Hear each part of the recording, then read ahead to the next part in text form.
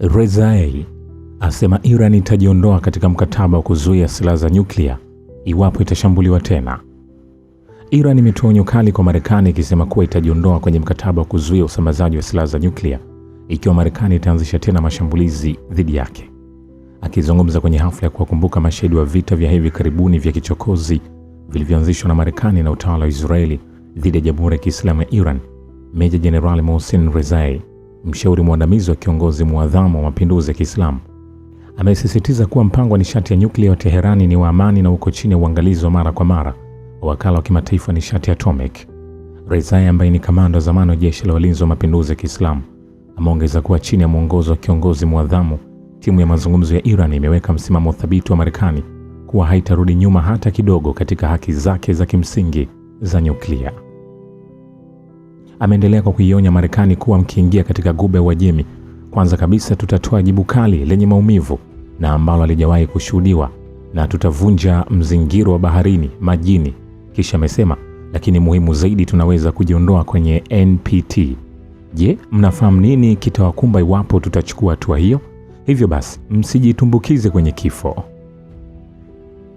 Akigusia hali ya sasa ya taharuki katika eneo hili, Jenerali Rezai amesisitiza kuwa Iran iko tayari kabisa kijeshi kukabiliana na uchokozi wowote dhidi yake.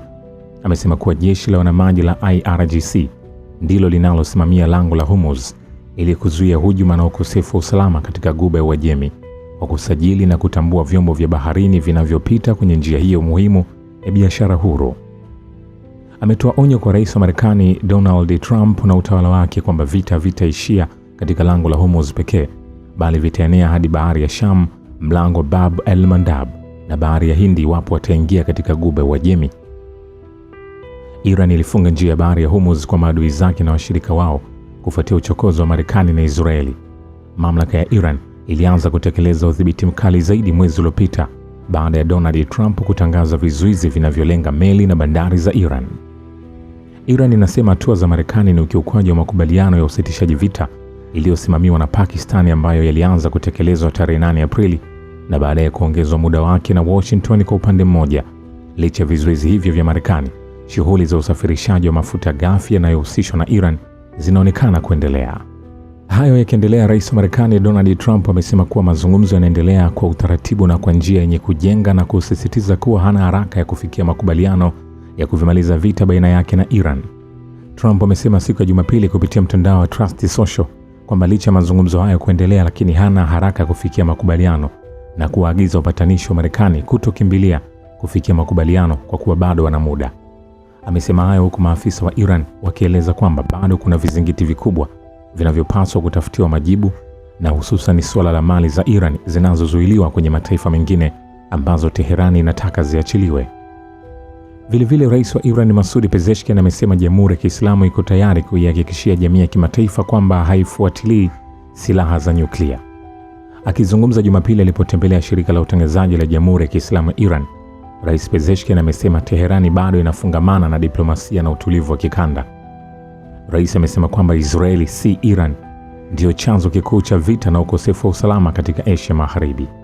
Namnukuu, tuko tayari kuihakikishia dunia kwamba hatufuatilii silaha za nyuklia na wala hatutaki machafuko katika eneo hili. Ni utawala wa Israeli unaotumia kila fursa kuendeleza vita na hali ya ukosefu wa amani. Hata hivyo, Rais Pezeshkian amesisitiza kwamba timu ya Iran katika mazungumzo haitalegeza kamba kamwe kwenye suala la hadhi na heshima ya taifa. Teherani inasisitiza haki yake ya kisheria chini ya mkataba wa kutoeneza silaha za nyuklia ya kuendeleza teknolojia ya nyuklia kwa ajili ya uzalishaji wa nishati, utafiti wa kimatibabu na maendeleo ya kisayansi. Hata hivyo, Marekani na washirika wake wanaishutumu Iran kuwa inafanya jitihada za kupata uwezo wa kiufundi wa kutengeneza silaha za nyuklia. Teherani imetangaza mara kwa mara kwamba haina nia kutengeneza silaha za nyuklia kwa hali yoyote ile.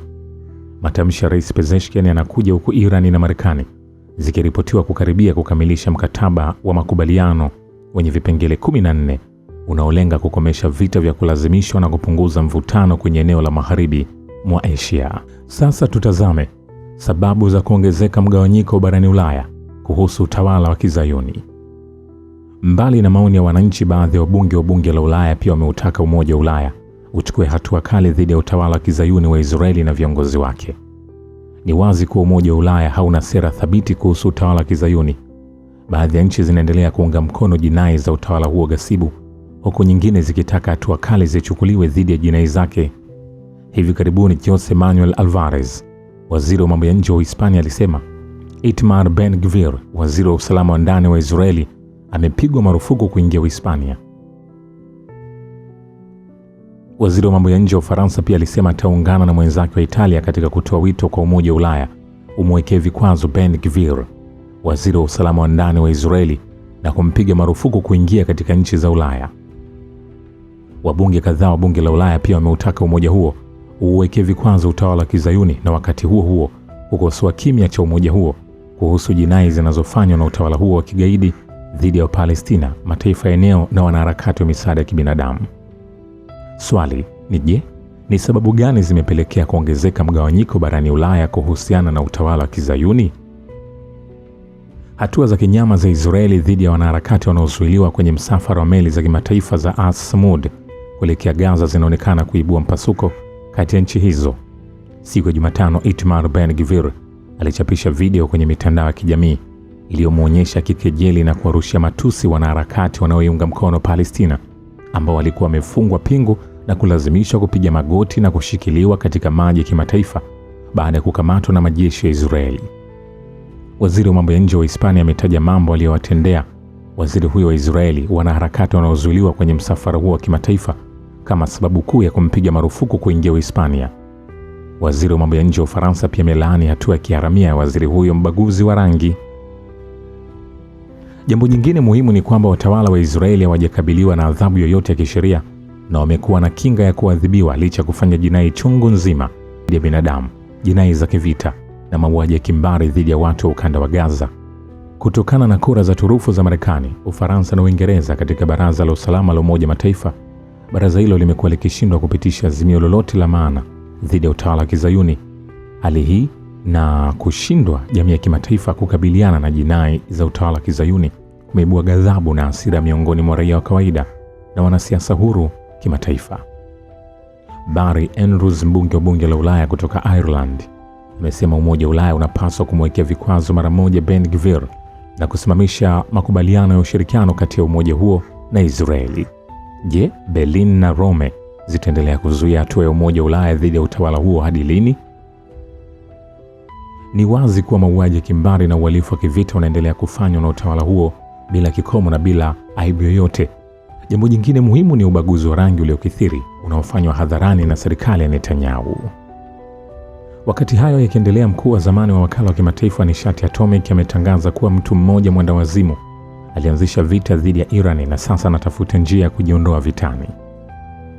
Akizungumzia juhudi za kufikia makubaliano ya kukomesha vita vya kikatili vya Israeli na Marekani dhidi ya Iran, Mohamed El-Baradei, mkuu wa zamani wa wakala wa kimataifa na nishati atomic, ameandika katika ujumbe wake kwenye mtandao wa kijamii wa X kwamba vita hivi vya kikatili vilianzishwa kwa mara ya pili na mtu mwendawazimu na mwenzake anayetafutwa na mahakama ya kimataifa jinai, Netanyahu.